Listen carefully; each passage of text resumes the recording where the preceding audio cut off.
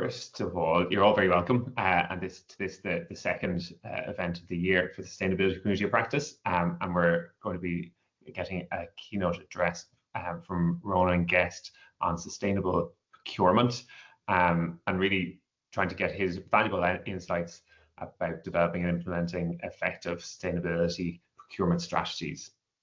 Now, before we start, we might just step through a couple of the notifications from the PMI. So the first one that we have here is the first event of the Agile Community of Practice. It's an in-person event just next Wednesday in the EY offices in Wavespace at 6 o'clock.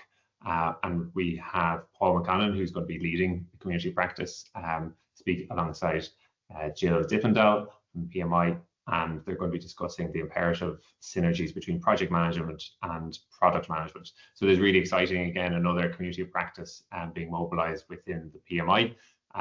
So we would encourage anyone who has an interest in the area, please do join us for that. And you can find all the details on the website, the PMI website, that is. And then just a very brief mention for the National Project Awards.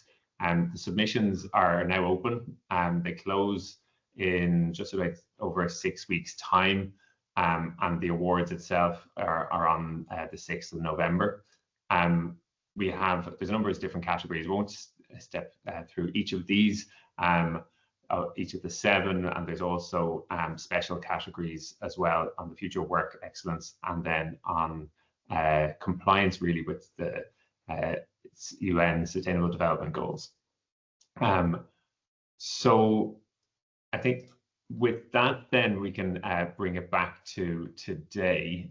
We're aiming for this event to last for about 45 minutes, and we definitely encourage and welcome all questions from the floor. The more engagement we get, the richer the dialogue, and I think the more insight we get from Ronan. What we might do is let people drop the questions into the chat, and then we'll allow Ronan to answer them maybe at the end of his presentation. So it's my pleasure to actually welcome Ronan back to this group, following his last address, which was on sustainable supply chain. Again, it's great to have such an industry expert here to share his insights. So Ronan's a partner in EY's supply chain and operations consulting practice. He's got about 20 years of procurement and supply chain experience across a range of industries. And he has international experience from the US and across Europe, working on major med tech and blue chip clients, also including some procurement transformation work. Ronan really has been at the forefront of driving sustainable business practices and helping organizations navigate the kind of complexities of integrating sustainability into procurement strategies.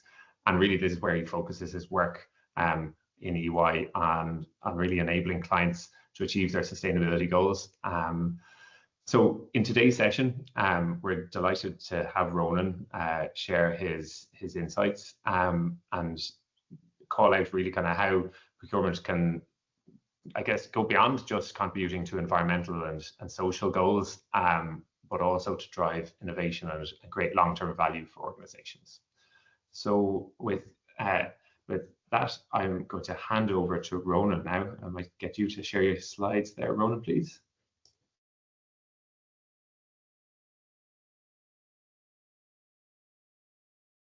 Thanks, Tom. Hopefully you can see my slide. You can see the deck. Can indeed, yes. Can, okay.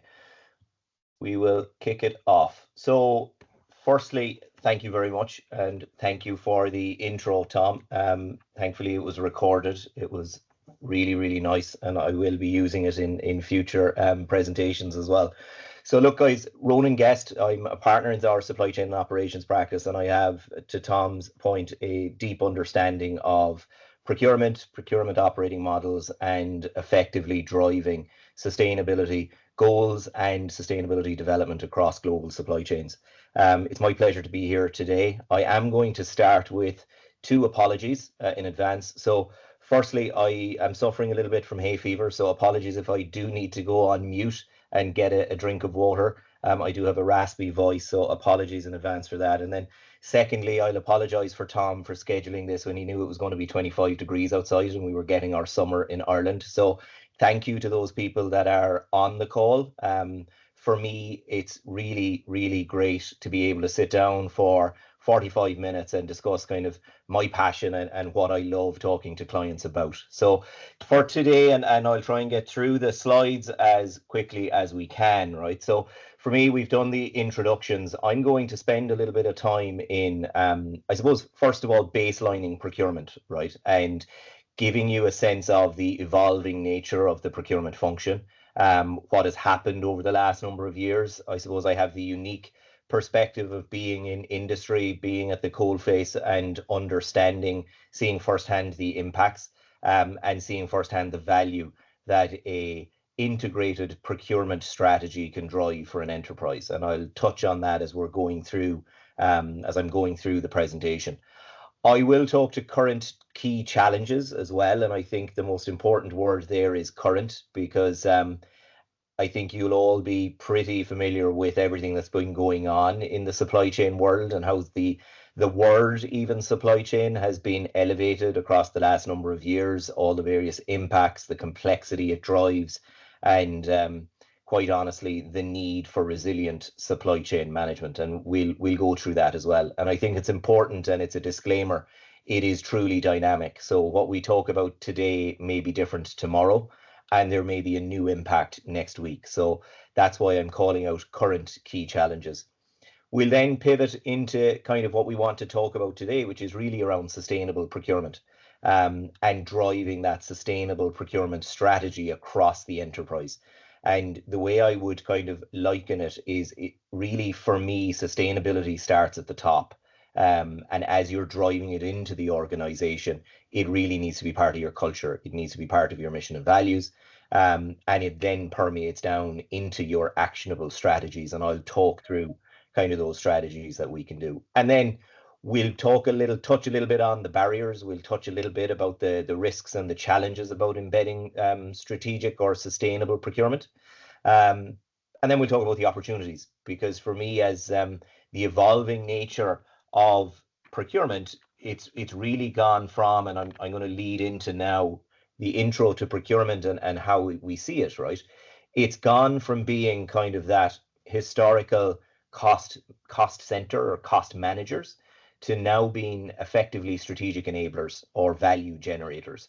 So historically, again, procurement many years ago, probably when I started my career, it was more seen as a back office function, kind of an insurance. We were insurance brokers. We were helping if there was a problem, to now actually being front and center and being able to guide enterprises. The way I see it today, and I talk about this with a lot of our client base, suppliers are effectively an extension of your enterprise, and your supply chain, it's as good as your weakest link, which ultimately could be a supplier. So what's clear is you need to ensure that you are kind of driving that enhanced collaboration. You've got improved risk management or even transparency. And then it's really the data-driven decision making. And that's what for me, since I started my career to where we are today, the biggest really, I think, inflection point or the biggest differentiator is the rate of change around technology, and how that is impacting global supply chains. So, I mean, I'm sure you've all heard of generative AI. We're now moving into agentic AI, where you've got bots actually making decisions. And for me, that is as good as the data that you are feeding the machine. So there is I suppose, an element of having to ensure that you've got the right data, the real-time connectivity, and then you're able to obviously make better decision making, which increases efficiency and drives a better customer experience. And all of this you cannot do this in a vacuum. So you cannot just be, well, I'm procurement and I will just do this. Procurement effectively are the voice of the organization to the external supply base or the external supply chain. And it has to align with, to my point around the tone from the top and that corporate strategy, because procurement decisions in isolation, if they're not done in collaboration with the overarching business goals, then you're not going to drive a competitive advantage, and you will just create roadblocks and effectively making it a clunky experience for everybody involved. Next, and I'm not going to labor too much on kind of everything that we see here relative to, look, I think everybody's familiar with the geopolitical developments, the tariff turbulence that we've had since the second Trump administration. It's driven quite a lot of disruption within global supply chains. Allied with that, the fact that we are within the EU region, there's a lot of sustainability measures, there's different regulations. I know that my colleague Durarka Dennis was with you last month. She would have spoken through the regulations from an EU perspective, lots of change and lots of things that need to happen. Again, going back to my intro, this is dynamic. These things are happening tomorrow or next week. There may be a new bubble that we effectively need to respond to.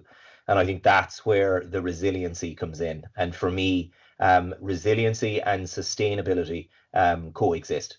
And it's really around, if you drive a more resilient supply chain, it's inherent that you're driving sustainability and it's becoming a sustainable supply chain. I think it's important as well to call out, when I think of sustainability, I think of ESG. So I think of the wider context around it. So it's not just aligned to climate change or what you're doing around energy, what you're doing around carbon. It's everything related to even ethical sourcing, responsible sourcing, and how you are embedding that within your supply chain.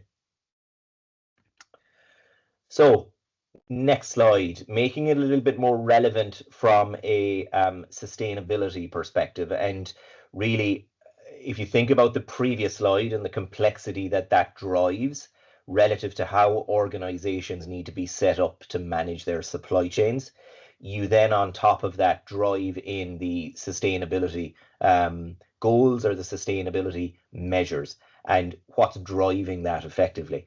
And for me, obviously, organizations, companies, I think they want to drive shareholder value. They want to make sure, obviously, to remain in existence, they need to be making healthy margins and good profits. There is kind of a change then in the kind of consumer behavior that people need to be cognizant of as well. It is not all about the cheapest cost. And I want to make sure that people are familiar with that, as I spoke about that evolving nature of procurement, gone from that, driving cost to the bottom. It's really about value generation. And those companies that are able to, and the organizations that are able to embed a sustainable or a sustainability focus across their supply chain are really those that will survive in the long term, because that's what we're seeing as we look out into the market around those that are driving circularity, those that are driving a green supply chain, that are driving compliance to the various ESG regulations. That's what's really helpful. I think as well what's important, and it's a balance between controlling costs, meeting the stakeholder expectations, and increasing growth. And I know some of you on this call, I'm assuming, are working in various sustainability programs or projects. Hopefully there's a procurement angle to it. For me, I know from my own experience, from some of the sustainability programs I would have been involved in, it actually meant an increase in our COGS. So COGS being our cost of goods sold, how much it cost to make the product. And we actually made changes in our packaging supply chain, which meant that we were compliant to various regulations and in essence made us more green. What it also did, though, because there's now, and this is just, look, the economics of it, as you look to more premium content and greener choices, there is a price point that you need to pay, and that's the reality of it. As we looked at it, for us, the increase in cost was balanced, or actually exceeded the benefit. The benefit we got exceeded the increase in cost. And what I mean by that is, if you think about our ratings as a green organization, our institutional investors were very positive on the changes. So there was more inward investment, our share price increased. Also, what it actually opened up for us was our ability to sell more into the market. So it opened up more tender opportunities as well. So that's just one anecdote that just kind of shows you that yes, you make certain changes, there is a trade-off and there is a balance that you need to be cognizant of. And anything that you change, and you'll see on the graphic there, anything that you change upstream will ultimately flow into operations and ultimately flow into the downstream element as well. And that's really where we see, you know, the challenges you can see here on the tables across kind of the entire supply chain. So upstream, again, I spoke to that data-driven insights. The more that you can get kind of your hands on data, and I would have been a victim in the past in industry of having so much data, and people talk about the data lakes.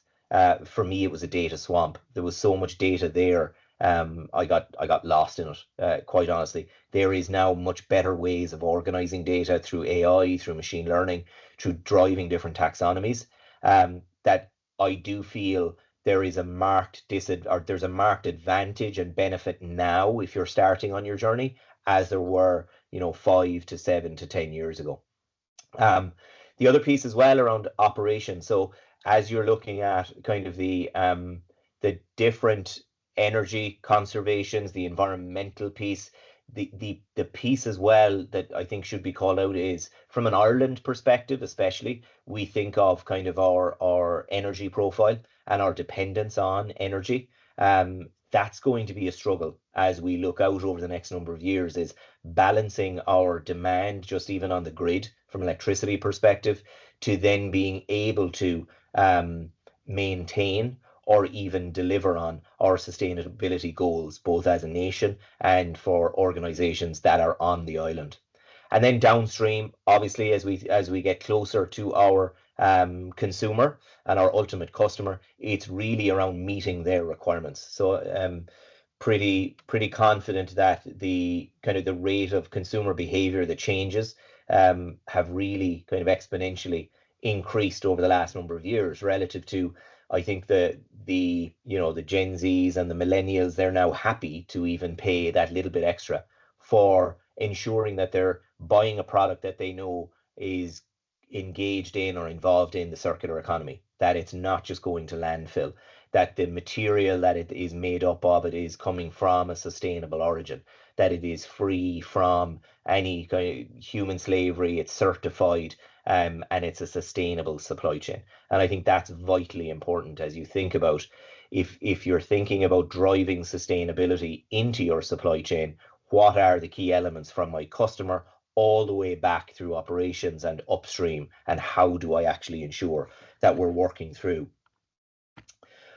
Not going to spend too long on this slide. It's really around due diligence on the ESG element. Again, for me, as I mentioned at the start, sustainability is part of that wider ESG governance that any organizations or enterprises should be driving towards. The third bullet point for me is really the aha moment as I'm talking to clients, because sometimes they think of, well, I'm kind of just responsible for my four walls of my operation, and I'm going to put solar panels, I'm going to conserve energy, I'm going to conserve water, I'm going to recycle, etc., etc. When you actually sit down and start to think about scope 3 and scope 3 emissions, and it's not just within the four walls, it's across your entire supply chain, and you say that, listen, your supply chain is on average about 50 to 70% of your enterprise's operating cost. So obviously inherent in that is there's a significant source of activity emissions that are happening not just internally within your operation, but across your supply chain. And I'll go back to, again, my definition as I think about suppliers and everything that I try to instill in when I'm having these conversations is, you are only as good as your weakest supplier, and your organization is quite dependent on your supply base. So you are only as good as your weakest supplier, and your suppliers, as I mentioned, is an extension of your enterprise. So you have to be all encompassing. Again, I've had numerous discussions and conversations with not procurement teams, other teams within organizations that just believe, listen, we just need to worry about our four walls or internal within our own operation, and suppliers will manage the rest. That's not unfortunately how it operates, and I think that's what needs to be driven home for anybody working in procurement. I would just again strive to say, ensure that you are covering all the bases as you think about you're the gatekeeper between your product line and the supply base, and hence then your customer brand and loyalty. So then how does procurement play into this overall sustainability strategy? And I think it's again important just to call out that it is part of, or should be part of, that wider sustainability strategy. So that enterprise-wide sustainable practice. For me, as I mentioned, it should be part of your DNA, it should be part of your mission, and part of your mission and values. And then it will operationalize itself into your operating model and your strategic plans. Procurement, for that point, if you think about kind of the inputs, the process, the outputs, and it's about making it circular.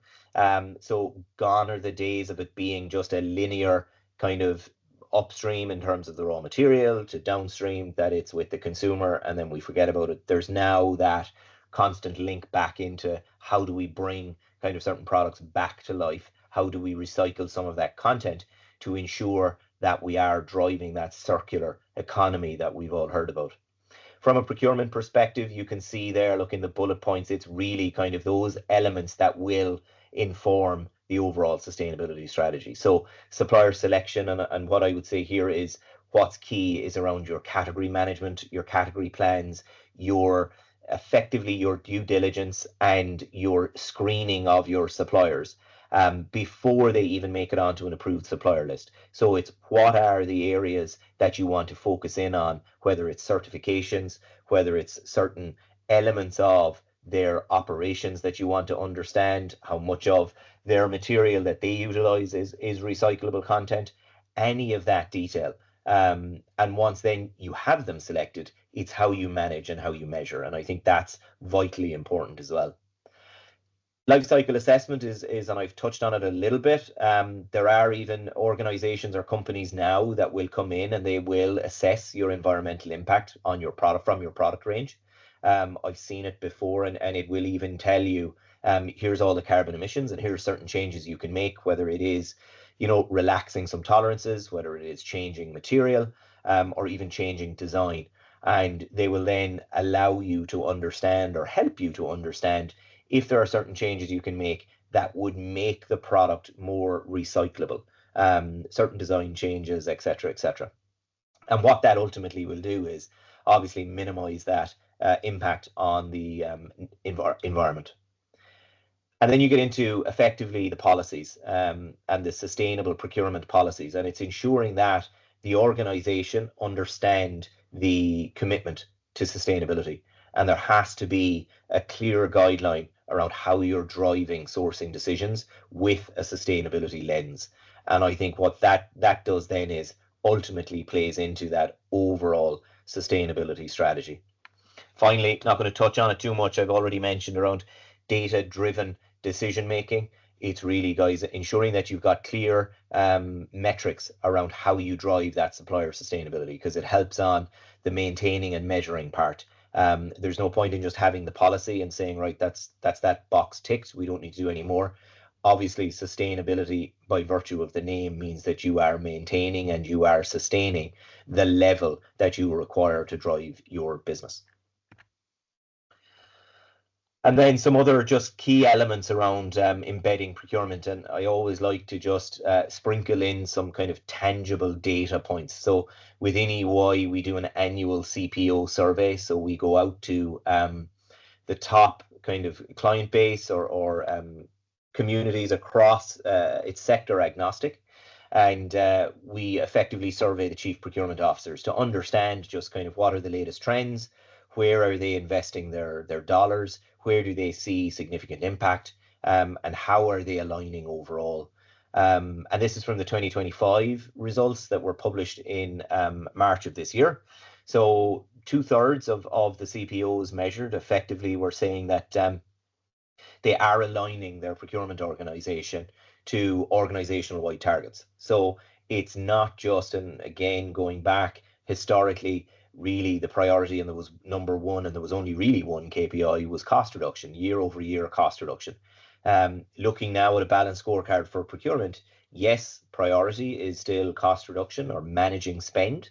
But there are so many more value enablers and value generators that procurement are now measured on. And one of, you can see them there around sustainability goals, regulatory compliance, and ethical sourcing. And that's driven somewhat by regulation, but also by the branding and the necessity to remain competitive. We need to be able to show that we are driving a sustainable or a sustainability mindset. And I think as well, look, 91% of CPOs have aligned their procurement strategies with wider organizational sustainability targets. So that for me is telling. So 9 out of 10 CPOs are basically saying that we are all in on the sustainability targets, and we are driving those across our supply base. And you can see the graphic on the bottom. You can see kind of what I was talking through earlier around historical or the old reality about that linear business model, now moving into kind of closed material loops or that circular business requirement or business models, where it's really the new reality. People want to understand specifically in certain sectors, certain areas. You think about plastics in particular, around how they're being returned, how they are being recycled, and what they are doing. And then on the left, you can just see the bullet points there talking through the other areas, and I've kind of spoken through some of them, but really it's around how do you continue to measure and maintain? How do you ensure that you're driving that supply base to maintain the level that you require from a sustainability perspective? Coming towards the end, so while we've spoken about the risks and we've spoken about embedding it, I think it's I suppose talk to the value as well. And I think we've spoken through and I've said about the evolving nature of procurement, how it has gone from that just cost out mentality to really being a trusted business advisor or that value generator. Obviously, we have to show value for where you want to drive a sustainability model. Spoken to some ideas there around the packaging one in particular. Yes, you need to drive that balance or that trade-off. And quite honestly, folks, it is really around increasing profitability. It is really around ensuring that you can remain as profitable, you can continue to drive growth, you can continue to attract inward investment, and you can continue to maintain and attract your customer base. So when we think about value enablers and we think about it from an organizational perspective, you've got a stronger brand reputation. Where you can drive sustainability, you're enhancing your competitive advantage. And obviously it goes without saying, quality first and compliance with the various regulations that are there. And then breaking it into the supply chain function, again, you're driving that basis around long-term value creation. Access to grants and funding, I have a little bit on the next slide and I'll talk to that in a second. But what you really do from driving a sustainability mindset, you're actually fostering collaboration.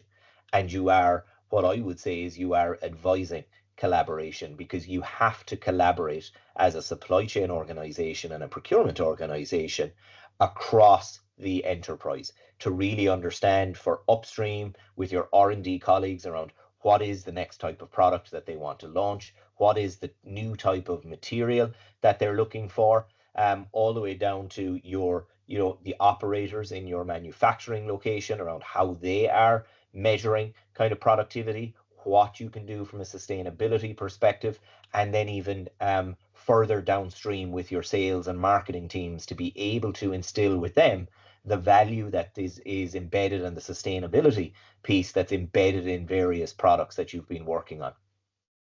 Goes without saying as well around where you do drive sustainability and ESG goals, you are improving risk. You are improving the risk management.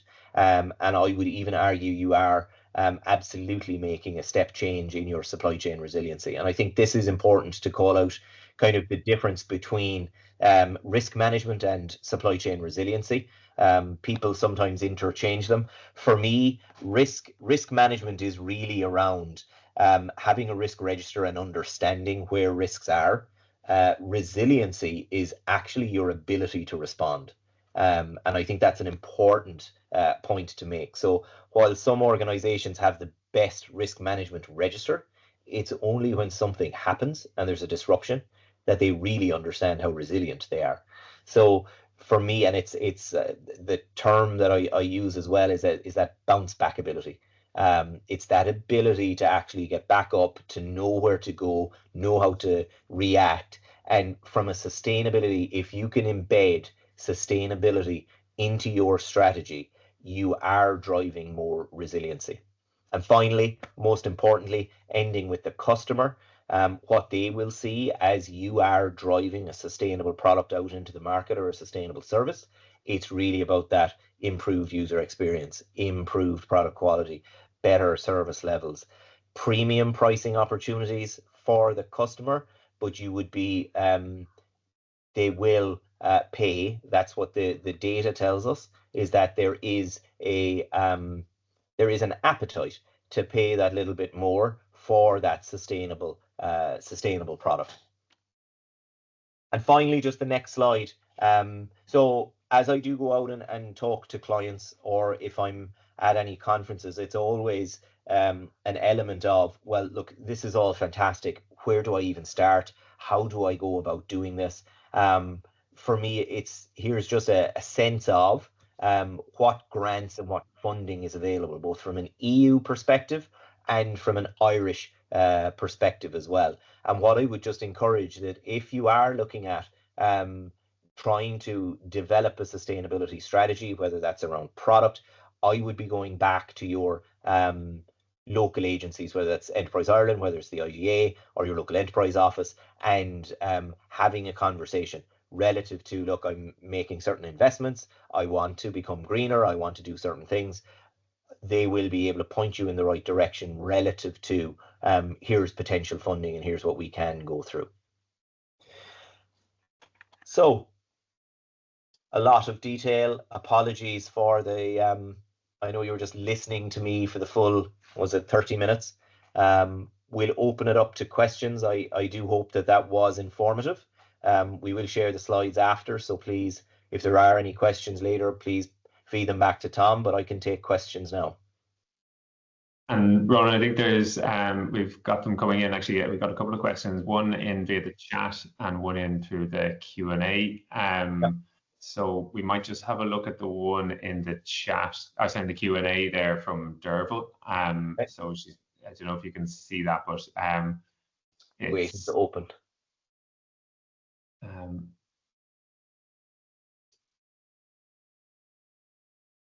I'll let you digest, because there's a good bit in it. Yeah. When they're locked into unsustainable, especially if the spend with them is a significant portion of.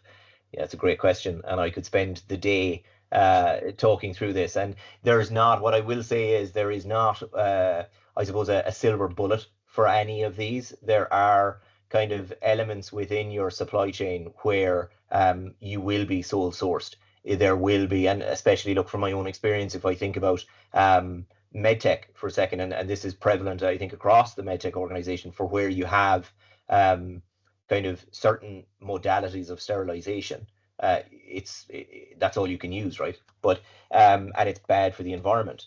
In terms of what can you do, it's really you've got to go back upstream to your R&D partners, collaborate and understand, is there a different way you can potentially design the product? Is there a different material that makes it less on dependent on that supplier?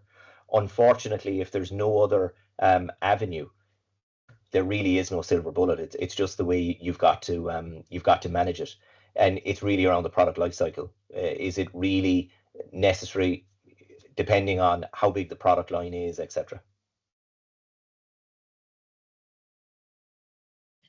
And then there is that just answers the question.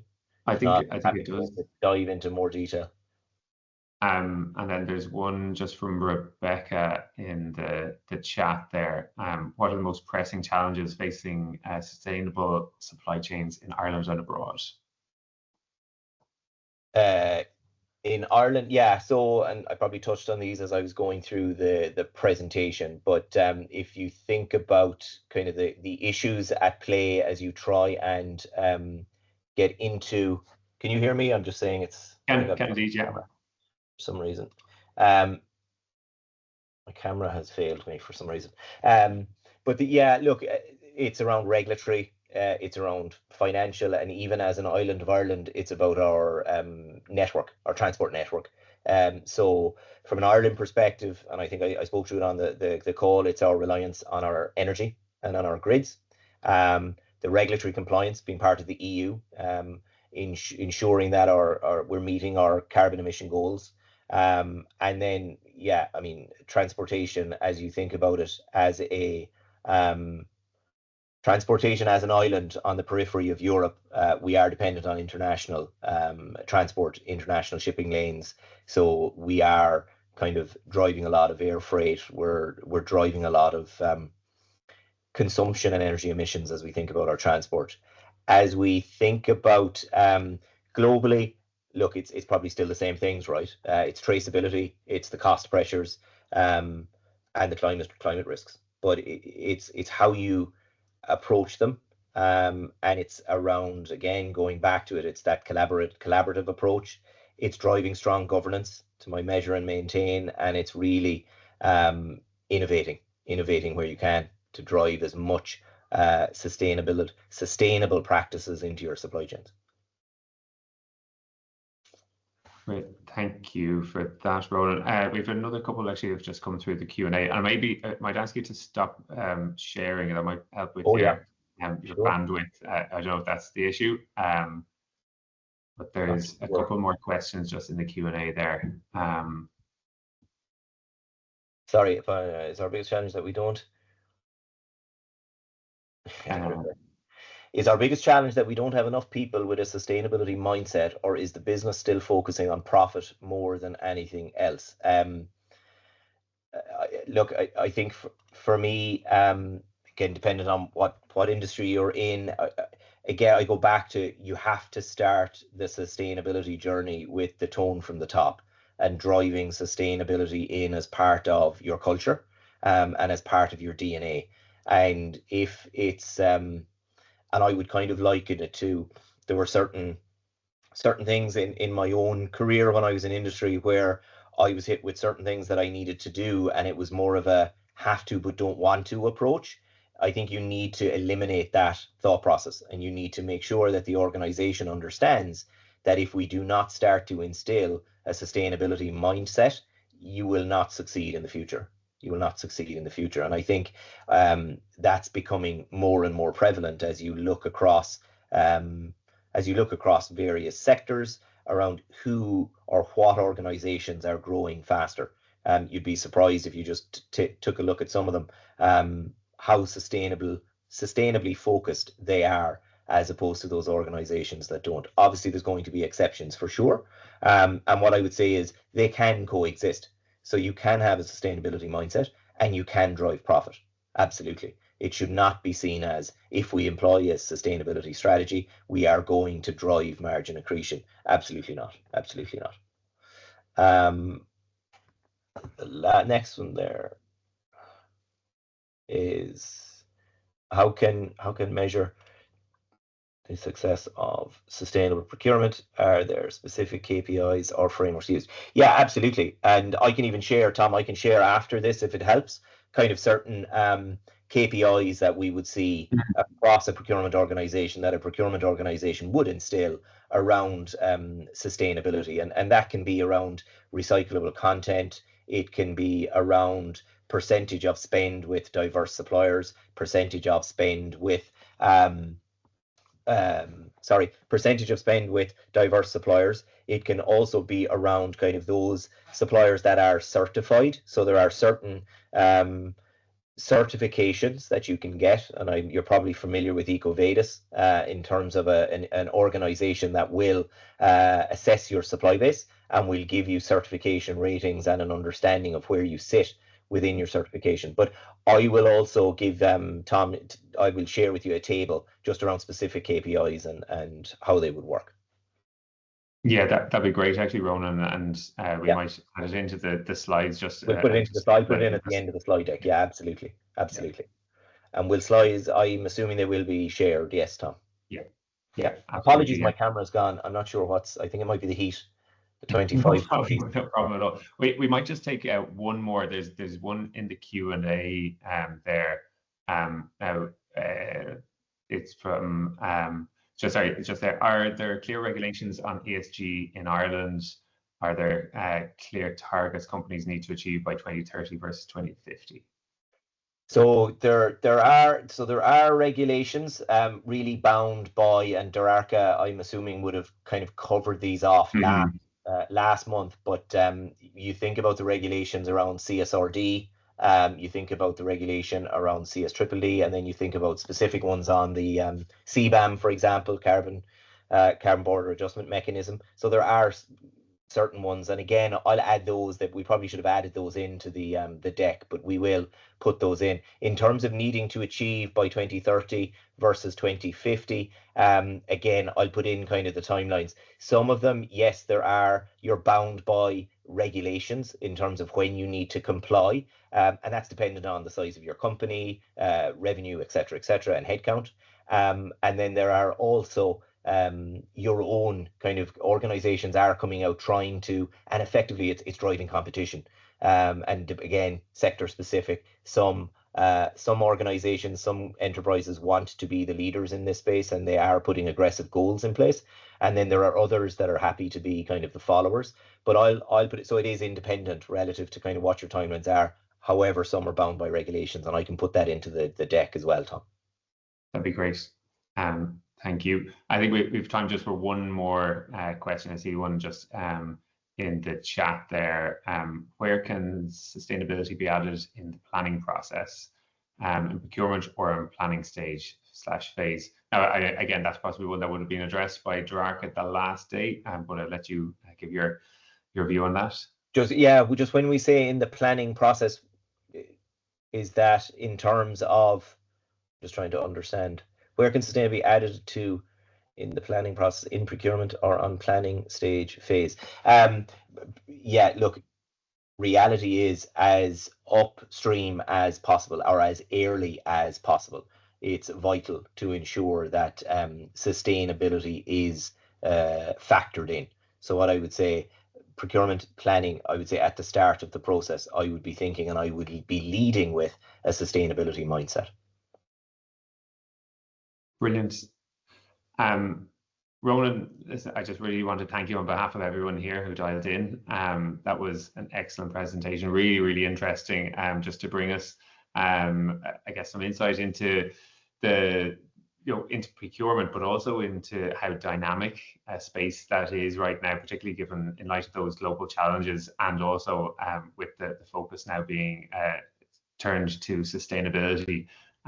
It was particularly interesting to see that come to light and see how that then can be woven into the procurement strategies.